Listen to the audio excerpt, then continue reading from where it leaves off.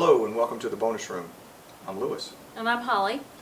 And I wanted to continue this, we've talked about the past couple of shows, the federal government, it's getting bigger and the casualties have been, individualism and strong individualism. And one thing that I've come to understand is the number of young men who we have in this country who are incarcerated. And I read an article, and hypocrisy is kind of one of the things that really sets me off. It's a pet peeve. I was about to use another phrase that is not G-rated, but it's a pet peeve of mine. And I read an article about, and I'm not even going to mention the man's name, but he was a president of the United States many, many years ago. And the article was about how his grandfather had made a fortune dealing opium to the Chinese. And at that time, China was the world's greatest exporter. And they exported everything. And they produced everything. They were very hard working. Well, the U.S. would approach China and say, well, why don't you buy some of our goods? Because, trade, international trade, it was important then, and it's important now. I mean, you had the Silk Road that it was just a very important commerce highway, and it brought cultures together. And when you bring cultures together, if you take the time to understand each other, then that's a good thing, and you learn to live together, work together. Well, this man bought opium from Turkey and other places and sold it to the Chinese and got them all hooked. And they become lazy and they became unproductive, and it really destroyed China's society for a long time. And we know that China's coming back, and they're coming back with a vengeance. But this man built this massive fortune on dealing drugs, basically. And there are more than one example of prominent U.S. individuals that have built fortunes selling illegal items, whether it be alcohol, drugs, whatever. I mean, do the research. I want to say derivatives, but that's another conversation. Derivatives, that is another conversation. But yet, we have so many young men in this country who are incarcerated for selling drugs. Now, I'm not an advocate for drugs by any stretch of the imagination. But let's take marijuana. Why is marijuana illegal? I mean, I don't use it. I have used it.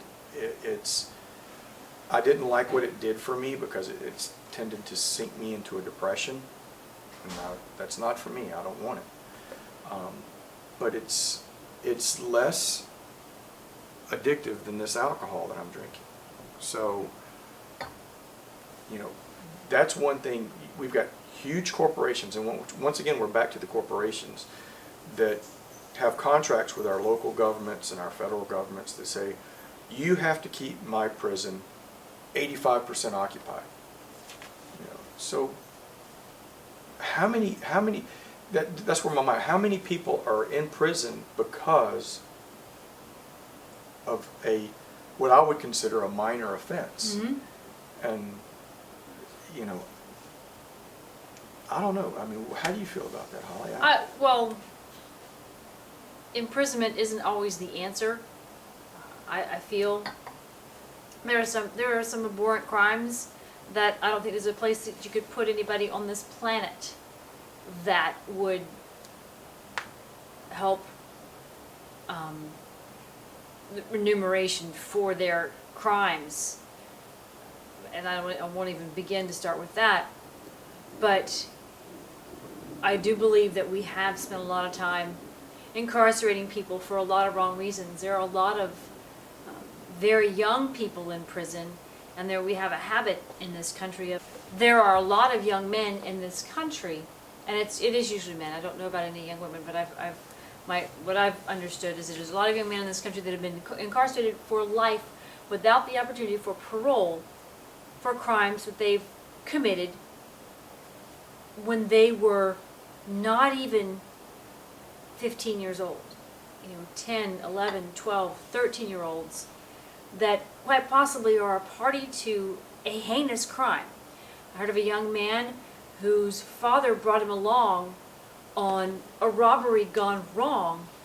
So someone gets murdered in the robbery, which we all know is up there on all the capital crimes. That's going to slate you for major federal imprisonment and or the death penalty. But this kid was just a kid. He wasn't even a teenager yet. But he was in the room when it all happened. And made to be there by his father. Made to be there by his father, who is his idol authority figure at this age. And he's serving life without the opportunity of parole. I don't know about you, but there's things I did when I was 10, 11, 12 years old that I wouldn't have done when I was 13 or 14 or 15.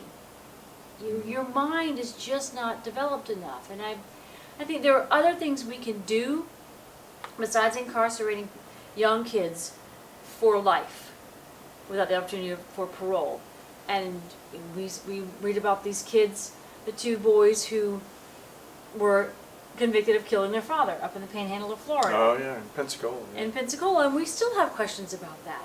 Really, what was it that drove them there? I recently understood about a program in Richmond, California, where they have taken to reducing their crime rate by gathering their most active criminals into a group, and they pay them for bettering their lives. Now, there are a lot of arguments out there, both for and against. But they started with some statistics that said something like 20 people in their community of 100,000 were responsible for 70+% of the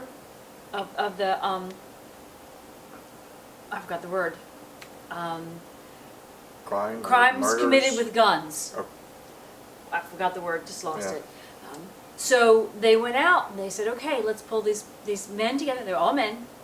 And they ended up with there was about 25 of them. Some of them died. Some of them already became incarcerated, but they brought them together in a nice conference room, showed them that they showed these criminals that they were respected. But here's some money. We value your life. Go out, you value it too. We're going to follow you around for a couple of years. We're going to help you get better and help you get better. And so maybe it's not the answer for every community. It was a city-funded operation. It was not state or federal. What about all those kids in the community that are not breaking the law, that are not committing gun crimes, that are... That was going to be my against. Sorry. What about the kid who lives in the same circumstances? And in my mind, and I'm an old guy, it's the projects. Lives in the projects, but he or she graduates with honors. But their family doesn't have the money to go to college. Why can't some of that money go here? And I'm not discounting the program because the results speak for themselves. However, there's always going to be that argument. What about the kid who works hard and follows the law and follows through? Why can't he or she have some of that money to pay for community college? And then maybe there's a scholarship to go to a major university or even an Ivy League college. Why But not? you got to start somewhere. Yeah. You got to start somewhere. And so if they start somewhere with these men, get them to stop shooting at each other, maybe that valedictorian riding their bicycle down the road to go apply for that college scholarship won't get shot in the crossfire. They'll get there safely.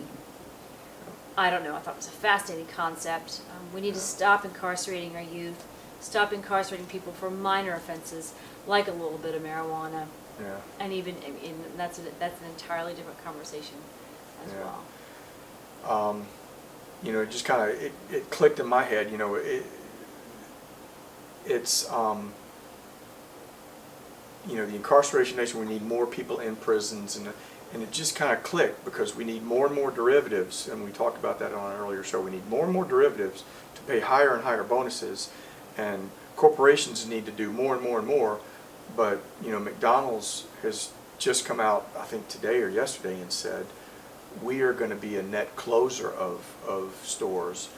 Oh my God, well, why is that such a bad thing? Because, you know, everybody on Wall Street think that's a failure. But the earth is a finite resource, and our youth is a finite resource. And, you know, if you need more and more and more and more, you're going to run out. And we're at the point now that we're running out. And God help us if we run out of our youth, because we've got them all in prison. So I'll end it there. I know that we're running a little bit long. Yep, we could talk for a lot longer on this one. Yeah. All right, well, join us next time in the bonus room.